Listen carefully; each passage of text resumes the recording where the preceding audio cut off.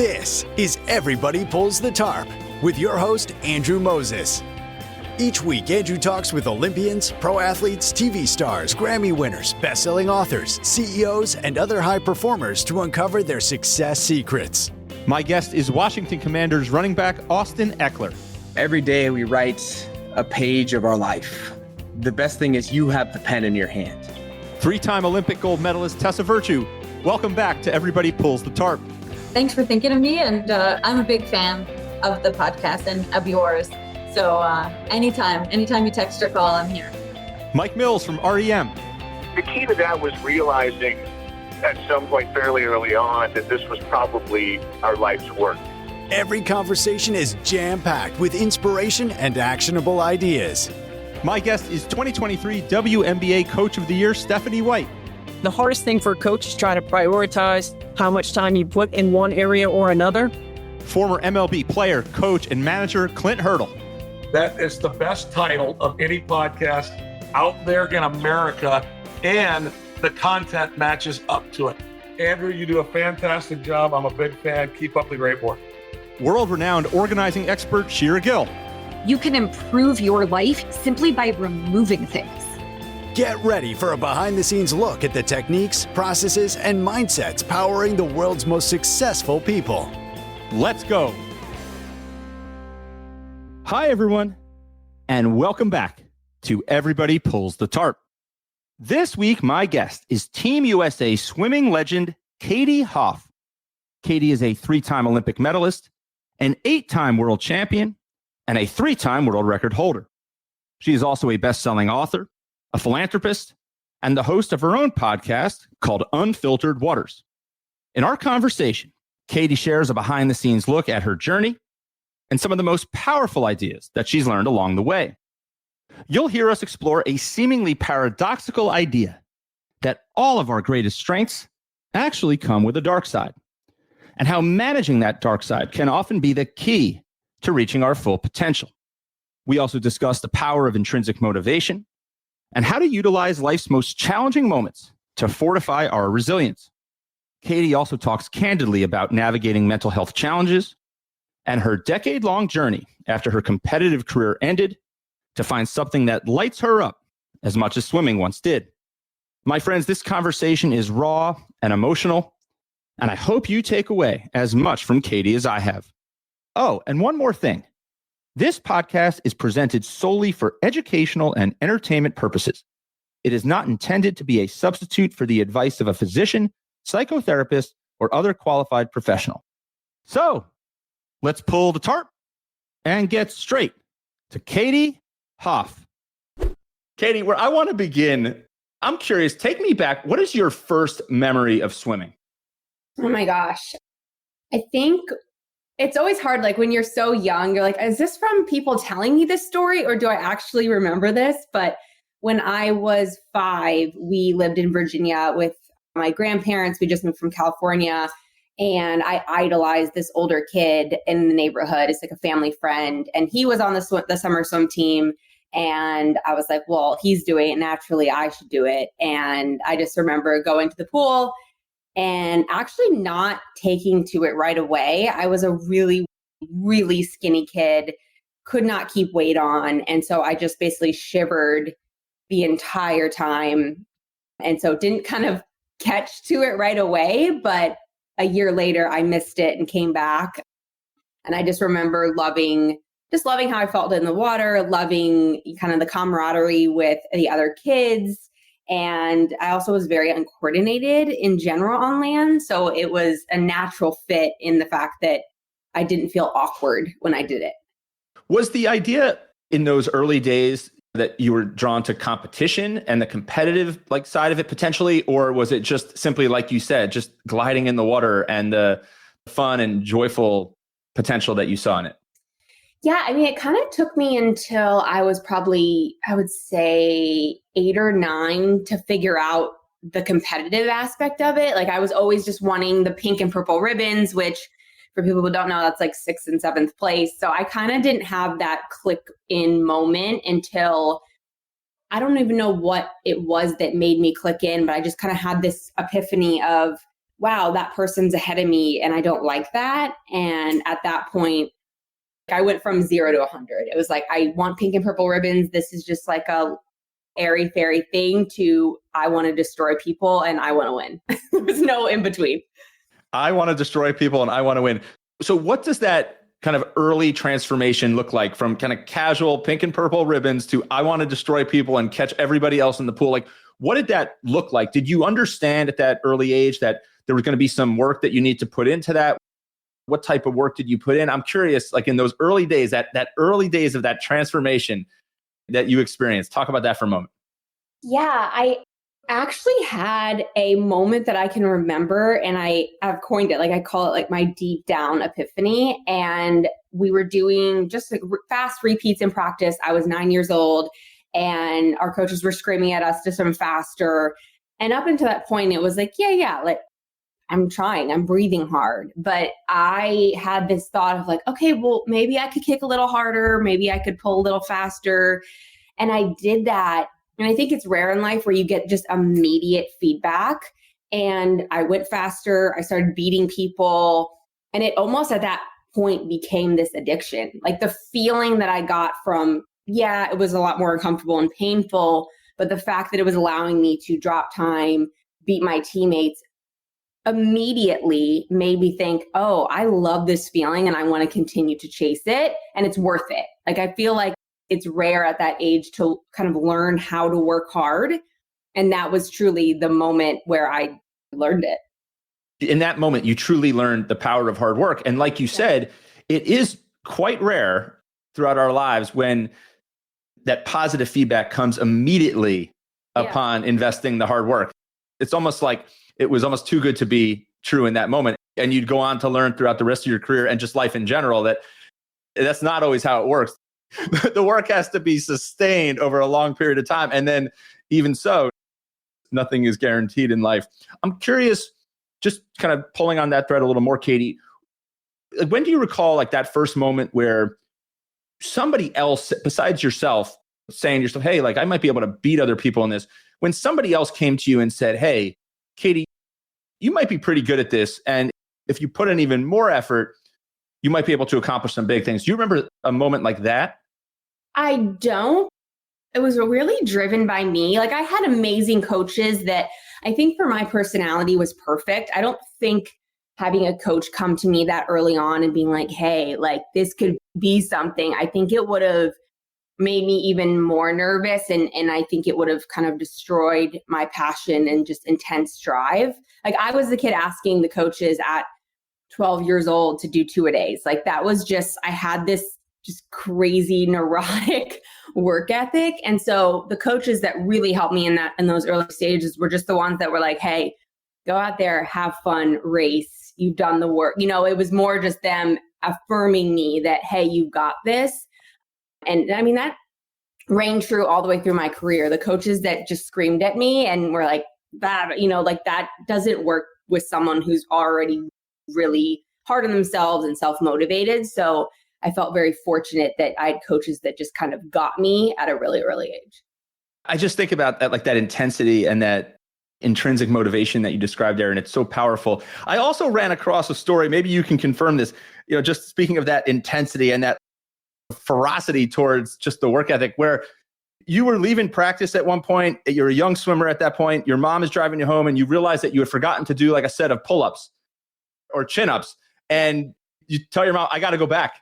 Because like you were so relentless about doing everything you possibly could to make yourself a little bit better. Is that story relatively accurate that I just shared? It's fully accurate. No, I mean and that was the year before I made my first Olympic team at 15.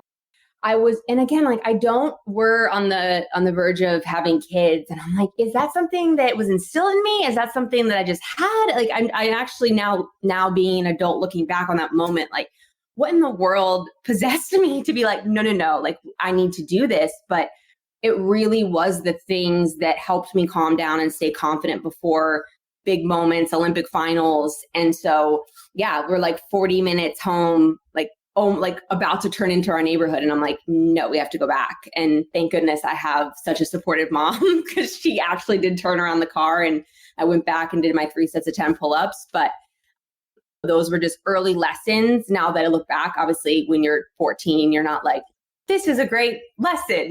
Like you just kind of do it. But now looking back, it's like, wow, I was essentially giving myself confidence when I was in those moments of doubt.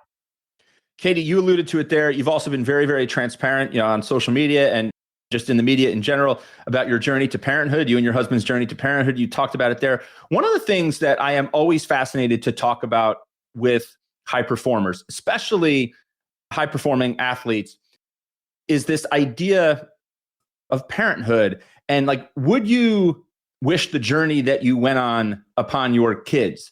And it always sparks an interesting conversation because, again, there's so much accomplishment. There's so much that you learned through your journey. But as you've also publicly shared, there's also so many challenges and so many different issues and concerns that it's created for you over the course of your life and career. So I'm curious, like just early thoughts on that idea as you journey towards parenthood.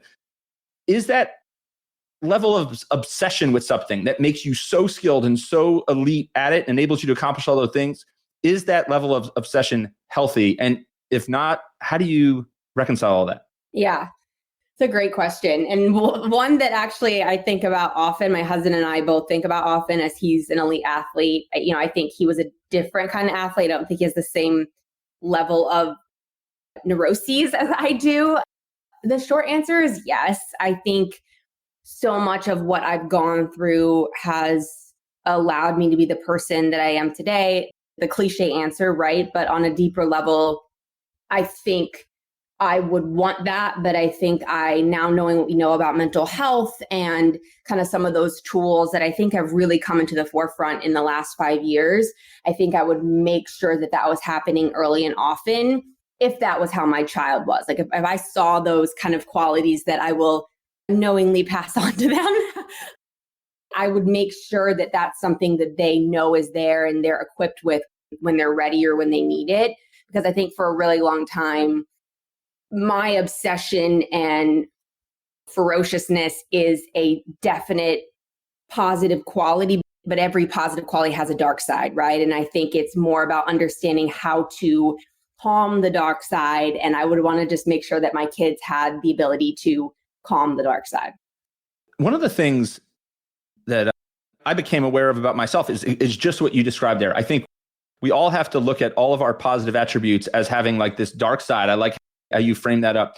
And the way I have begun to look at it is like these dials. Like if you think about it, like there's dials on the stove, like how hot it is or how cool it is. And like we all have this ability to like tweak these dials in our lives. And I think when you think about these attributes that make us successful, sometimes those attributes need to be dialed in different ways to make sure that they're truly serving and supporting us. I think that when I certainly reflect on some of my own experiences, I mean, you don't want to take out these things that make you who you are. Yeah. You just want to learn to navigate them better. So I think certainly, as you put it, in this world that we're in now, where there's certainly more conversation, there certainly seems like there's more tools and scaffolding and support ecosystems from a mental health perspective for elite performers, that it's just something that needs to be managed.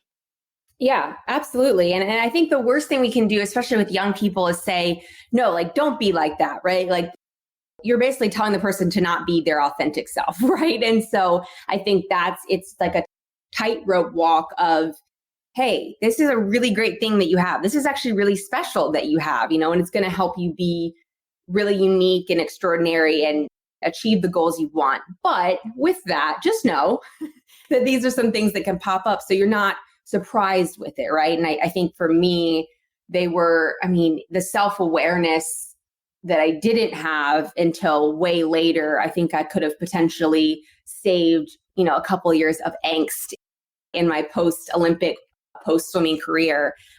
And that's the thing that I'm passionate about. And not even my own kids, but athletes that I see going through the Olympic process now, I'm always like, please, I hope they have the right infrastructure, because I don't want to see pain is inevitable, but extended pain, I think, can be reduced.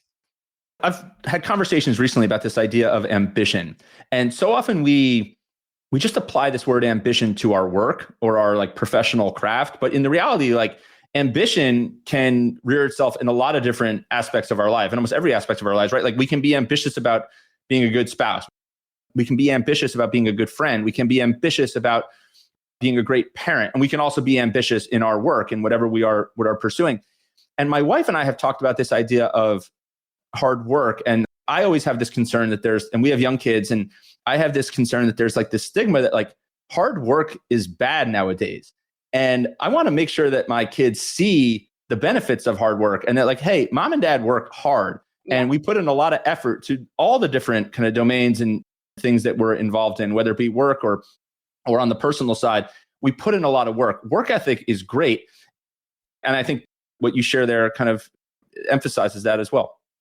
Yeah, I think social media and highlight reels on social media kind of make it difficult, I think, and this is I feel like such a millennial saying this, but I do think that you don't typically see what's happening in the dark and what's happening when no one's looking. And I feel like that's the thing I've learned the most of, even talking to super successful people, like entrepreneurs, billionaires, like whatever that may be. You look at their life now and you don't see the 100 misses and the 100 fails. And so that's why I always try to be like, if I'm giving a speech, it's probably 30% of here's my world record and here's these things, but it's 70%. Here's all the hell I went through to get there. Because I think kids nowadays, there is that immediate feedback from socials or whatever that may be. And so I don't necessarily think that kids aren't willing to work hard. I think it's more just what their perspective and lens is by how our society is shaped now.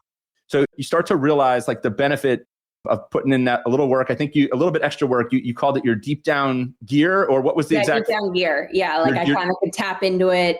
It sucked. It was super painful, but it was that, everyone talks about those extra couple percentages, the extra thing that you can squeeze out. And that's really what I viewed as that deep down gear. And I felt like that was a place that I needed to go in order to be the best, right? I saw so many kids and I would say consistently the best. Like people can tap into that gear once a week, once a month, couple months straight, but it's the like unrelenting years of tapping into that gear.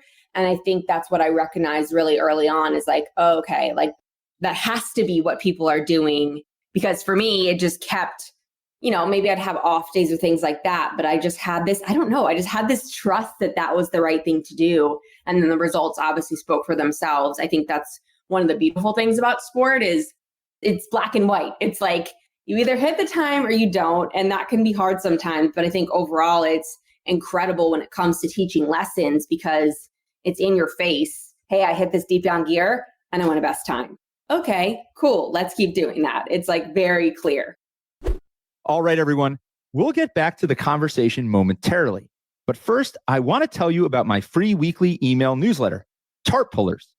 Each week, I share an uplifting and inspirational tarp pulling story that is sure to brighten your day. And I also highlight some of the most powerful ideas I've learned on my journey talking to 200 and counting of the world's top performers. The newsletter is short, concise, and a reader recently told me this. She said it makes her day every time it hits her inbox. Go to everybodypullsthetarp.com/newsletter to sign up today. So you start to have more success. I'm curious, what's the next moment that you remember feeling like a lot of resistance? Like maybe things had gotten a little bit easier for a period of time and then, okay, like I've got to dig down and find like another gear, or maybe you face some adversity. Like what, take me through that moment where like that next instance where you experience, let's use the word resistance. Yeah. I mean, going to my first Olympic Games, being so nervous that I had extreme lactic acid in my first debut while millions were watching, and then gaining 10 seconds and throwing up all over the pool deck. So, and I always say like, that was obviously like the most at the time, you're 15 years old, having the first image that pops up on Google search is you collapse on the deck throwing up is probably like literally your worst nightmare, probably pretty much anyone's worst nightmare. And so it was absolute hell going through it. But I think I always talk about kind of having like failing big so that you're kind of then bulletproof to failure. And I always say, I'm like, I got it over when I was 15. You know, I proved that I could kind of hit rock bottom very publicly and then prove that I can get back up. And I think it really didn't numb me to failure, but I think it definitely didn't numb me to failure. But I think it allowed me to be like, okay, I can shoot really, really high. And if I fail, I'll get back up. So why not keep shooting high? It just proves to yourself that you have that relentlessness to keep going. There's something to, and again, not that you're recommending that everybody go out and vomit on the pool deck and have it end up on the internet. But were you able then from that point forward to like have that realization and say, you know what, like I need to engineer opportunities to make myself more uncomfortable. And then in turn, like get that, you know, that cliche, like get comfortable being uncomfortable. Like, did you proactively find ways to seek out more opportunities to be at a level of discomfort so you could find that comfort? Like talk about that. I think it was more about, because I struggle with that a little bit. It's when people say like, you just got to go get comfortable with being uncomfortable. You got to seek that opportunity. And like, as a human being, like we're not wired to be like, yes, let me go seek that. I think what allows you to do it just inherently is finding an achievement or a goal that when you think about accomplishing it, you're like, that fills my soul. Like that is worth going there and kind of battling through the pain and picking myself back up. And so for me, it wasn't like I was sitting there like, okay, let me keep doing that. It was just, no, like I want to be an Olympic medalist. I want to show the world that I'm here to stay. And so I grieved for 2 weeks and cried and pouted. And then it was like, okay, like, let's figure out a game plan to go after this again.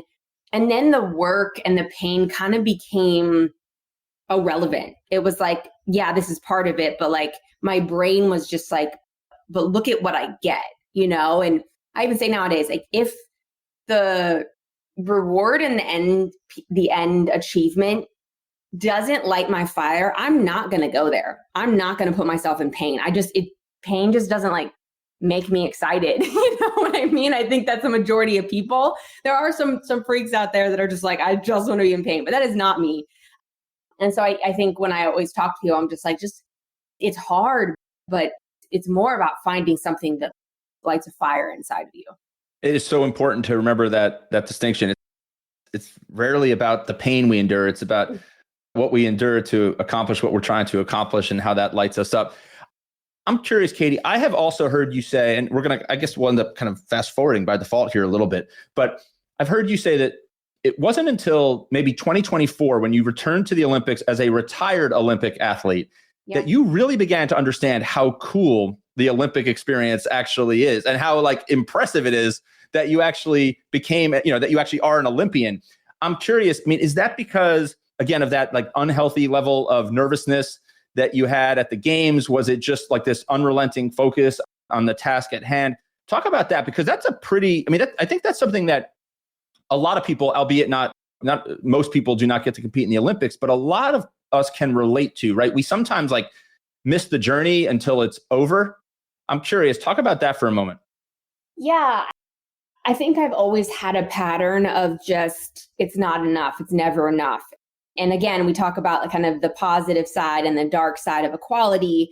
I think that's I would say in the majority of high achievers, it's just always striving for more, more, more. And that's awesome, right? Because it allows you to not swim one meet, break one record and be like, I'm all set, guys. You're always striving for more. But on the same token, it makes it so that you don't sit there and go, wow, I won these medals and I broke these records and I'm a 2-time Olympian, and that's really impressive. I think I wouldn't say at a disadvantage, but in the way that my story was framed in 2008, it was like, I'm swimming 5 individual events. There's so many parallels to my versatility to Michael Phelps. And so I really allowed the media and others' expectations to really shape my viewpoint on my second Olympic Games. And so I think that was also part of it, is I felt like my which sounds crazy, like 3 Olympic medals was a massive failure for a really, really long time.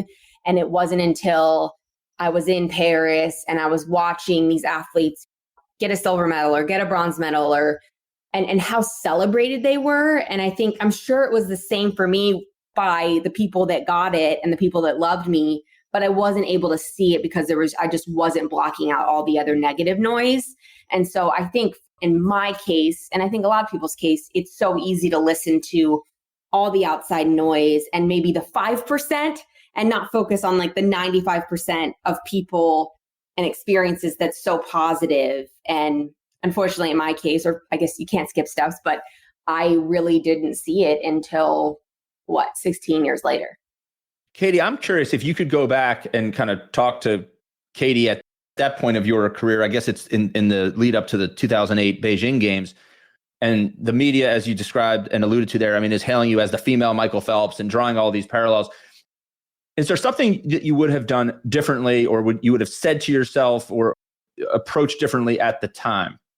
Yeah, I think it's so difficult because there was so much noise. I think one, I would have been seeing a sports psychologist. Absolutely. I think, I haven't talked to one Olympian in current day that doesn't have a sports psychologist. I did not have one in 2008, 2007. It wasn't, you went to a sports psychologist if you were having problems, and I didn't feel like I was having quote unquote problems versus it just being, hey, the mental side needs a coach just like the physical side. I think I might have tried to swim less. I think I really spread myself thin. And obviously I won all 5 events at trials, but doing it at the Olympic Games, the transportation, the blood testing, the press conferences, there's so many added aspects that people watching on TV don't even see. And so I think it would have been a lot easier to also enjoy it. I mean, I swam 9 days straight, basically, like nonstop. Like I didn't even get a chance to look around and be like, dang, this is so cool. It was just so intense. And so it would have been a really hard decision, but I think I would say like, hey, maybe swim 3 individual events, maybe drop a couple so that you can sit there and enjoy everything that you've toiled over for years. And she probably would have looked at me and thought I was crazy, but I think I would have been like, no, like I'm serious. Like this is the best thing for you, which I've actually never thought of that before, but it's a great question because I think that's exactly what I would say. I think something that, I know I've learned from talking to a lot of Olympians, and I think it's something that most people don't realize. And I believe at least in 2004, you were swimming the day after the opening ceremonies. You didn't even attend the opening ceremonies, right? In 2004, if I recall correctly. 2008. I mean, 400 IM is day 1. So, I mean, even if I was swimming on like day 3, like I went to the opening ceremonies in Paris this time, like it's a marathon, like you're on your feet, you're standing or like hours at a time, you're walking, like even within a couple days, like you're not wanting to put stress on your legs that way and, just being tired. So I went to closing ceremonies in 2008, didn't in 2004, but it's one of those things again, where you're not like, it's not a thought of like, oh man, I can't go. It's just like, I have a job to do. So it's a business trip. Yeah. It's not like for me to, you watch it on TV and you put your uniforms on with your teammates in the dorms and you watch on the screen and then you get ready to rock it out the next morning. So I think people are always like, oh, you didn't go. And I'm always like, yeah, why would I go? Like, I got to compete the next morning, I'm telling you, it's something that, I think a lot of people just don't appreciate. They forget, kind of like to your point earlier, like all those little behind the scenes things that are happening. And it's unimaginable, I think, for a lot of people to look on and say, oh my God, you achieved this, you reached this pinnacle and you're not at the opening ceremonies. But like you said, or like we had said, it's a business trip and you've got to compete and that's why you're there. Katie, so you retired from competitive swimming at age 26 due to complications from blood clots in your lungs. I am curious, how long was it for you after you had retired from competitive swimming until you found something else that lit you up the way you were lit up in that pool that day, where you said, if I find that deep down gear, I could really do some special things here? Man, like a decade. And this is like when I speak on this, it's so difficult because I fully recognize that when I say, yeah, find something that lights you up, there are millions of people around the world going to a job that they hate, doing things that doesn't light them up. And I was like that for almost 10 years, like I'd have like little mini starts of like, okay, like, wait, I don't feel the same from this. Okay, like, let me try the next thing. And I think it was always in my mind of each job or each kind of endeavor was giving me some skill to allow me to be fulfilled and find that light in the next thing. And I think I just always had that belief where I was fine stopping something. Like I thought I was going to be a dietitian for 6 months and I was like, I can't do chemistry and this is awful. And instead of just finishing it out, I trusted my gut and was like, no, this isn't for me. I'm moving on. And I think it's really hard as a high performer to feel like you're quitting something. But if it's not lighting you up, trust your gut and move on. And I think that's the best thing that I was able to do in that decade is I just kept moving forward and tried to look at the moments where I was in jobs that I hated and didn't feel fulfilled. But I tried to be like, okay, but that job I gained that, ability to close a sale. And then that job, I learned the ability to read a P&L. And then, I just kind of kept collecting little nuggets along the way.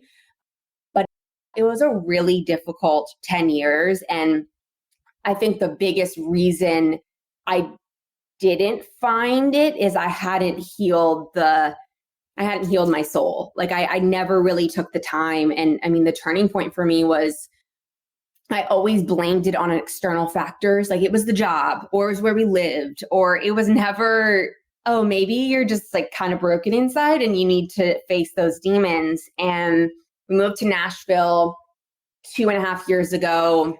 Things were going pretty well career-wise. We had great friends. We had an amazing house. And I was still crying every single day. And I was like, okay, so I can't blame it now on the external factors. And so I had a mentor of mine who had just gone to the Hoffman process. I don't know if you've heard of it, but it's just like this crazy week intensive. And she had just gotten back and she was like, Katie, like, you need to go. And I didn't even look into it. I just signed up. Like I signed up and I always say it was the most excruciatingly beautiful week of my life.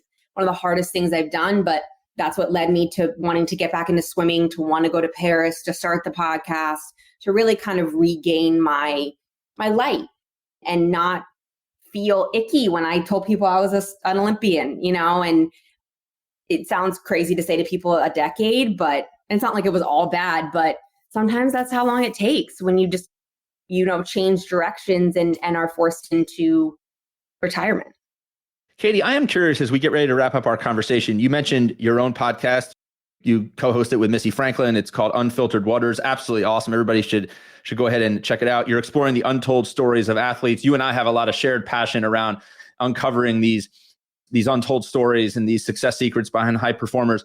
I am curious, what are maybe one or two of your biggest learnings from conversations with high performing athletes other than yourself? What have you learned from those conversations that you may be able to take to heart?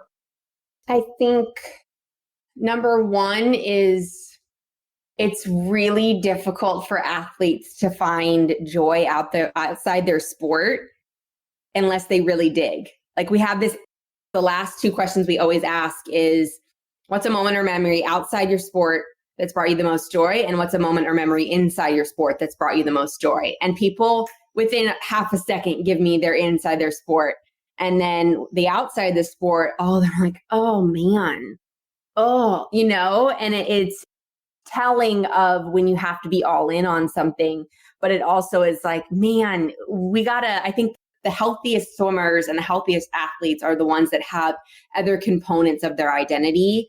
And so one, it's a lesson to young people kind of coming up, but two, it also just kind of validates you. Like you're not alone if that's something that you struggle with. And then I think the second one is nobody has it figured out. You're a gold medalist, you're a killer entrepreneur, like whatever you are, every single person that comes on the podcast talks about self-doubt and talks about not wanting to get up in the morning. And just everyone has those moments. And we all go through it. We're all human beings. And so I think that's the thing I love when I hear athletes just get vulnerable and say it, because when you're not at that level, you put those people up on a pedestal. And as soon as you realize that those people are just ordinary people doing extraordinary things, like you then kind of unlock your thought of, well, maybe I can do it. Maybe, why not me? Katie, before I let you go, I've got to ask about something that you're doing that is totally lighting me up. It's your hot dog reviews. Maybe this is a little less serious note than the topics that you've been talking, but I'm a hot dog enthusiast. The way I like my hot dogs, I call this country club style because I saw it at a country club on a golf course once and never seen it before, but I'll grill it. I'll kind of cut it kind of down the middle halfway and then put the condiments in the little channel. Oh, interesting. And then a pickle spear in there as well, if you've got one handy. Where's the best hot dog location that you've uncovered on this hot dog tour? I know it's a recent kind of venture. It's funny. I hate saying this, but I've literally had hot dogs in Vegas. I've had hot dogs now in Cleveland, in California. I mean, everywhere. And it actually is Daddy's Dog in Nashville. I just feel like the hot dog is so flavorful. And it's been, I think 8.6 is what I gave it. And there's only been another 1.8 per one. So I'm in Austin. I got to get one here, and then I'll be in Montana in 2 days. I got to get one there. So it's just been such a fun thing for me. I've always been obsessed with hot dogs, with the people that come out of the woodwork and they're like, same.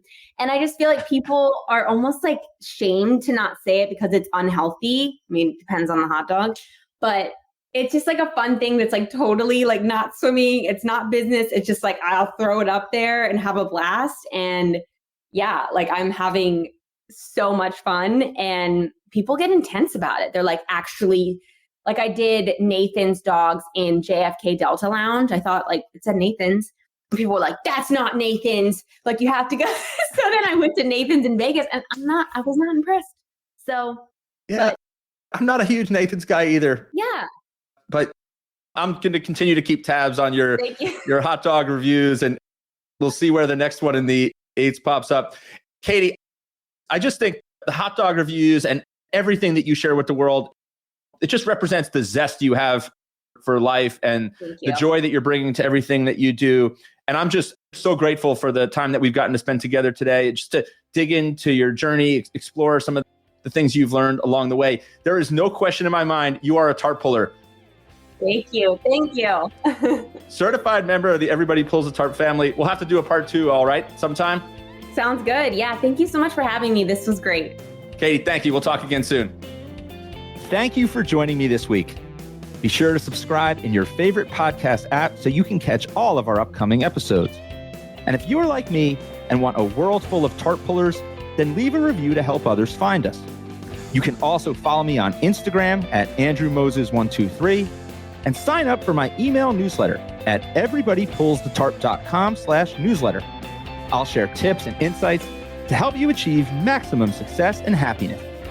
Until next time, keep pulling the tarp.